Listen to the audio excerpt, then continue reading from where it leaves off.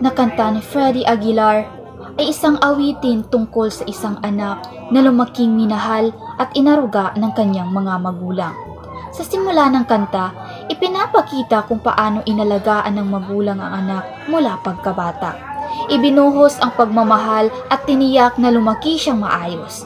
Ngunit habang lumalaki, natututo ang mga bata ng mga masasamang gawain.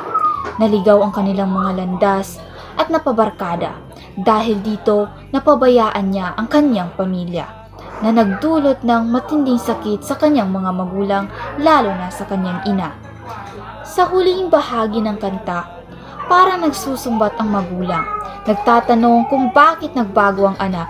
Ipinapahayag ang lungkot at panghihinayang dahil sa kabila ng lahat ng pagmamahal at sakripisyo, nalimutan ito ng anak at piniling magpakasama. Ang anak ay isang makapagdamdaming kanta na nagpapakita ng halaga ng pagmamahal ng magulang at ang sakit na dulot ng pagsuways ng isang anak. Isa rin itong paalala sa mga kabataan na huwag baliwalain ang kanilang mga magulang at ang kanilang mga sakripisyo. Di mo man lang iisip na ang kanilang ginagaway para sa'yo